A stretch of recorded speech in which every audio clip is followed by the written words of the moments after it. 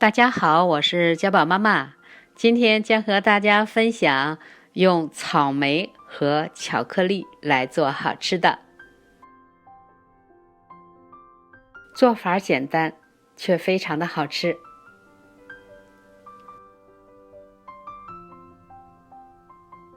准备新鲜的草莓500克，用清水多清洗几遍，清洗干净。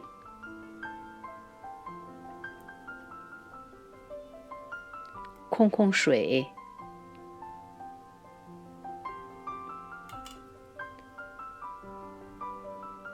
把草莓表面的水分全部擦干。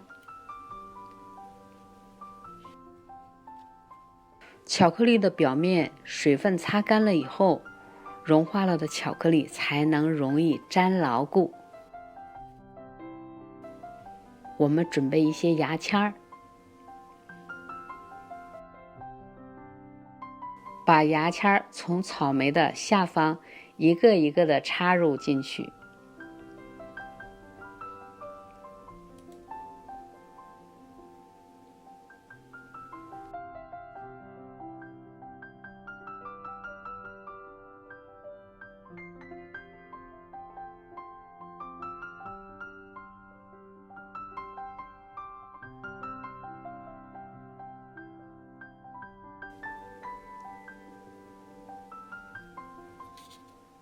我们再准备一个泡沫盒，准备一些自己喜欢口味的巧克力，加热融化。首先，巧克力放入碗中，锅里放入水，低温小火加热，水不可以过热，也不可以烧开。巧克力经过约2分钟的加热，就会慢慢的融化。融化了的巧克力不需要过热，就像这种流动的状态，就可以把草莓一个一个的放到巧克力里边，均匀的包裹上一层热的巧克力。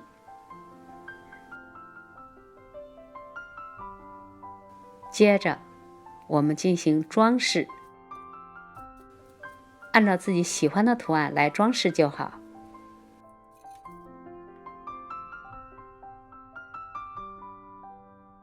我又融化了一点白巧克力，装入到裱花袋中，用剪子剪一个小口，做了不同的造型。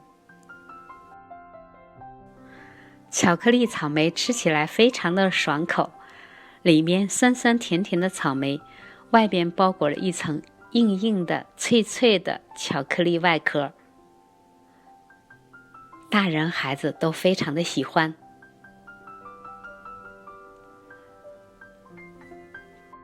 包裹上一层巧克力以后，放入冰箱冷藏25分钟，定型。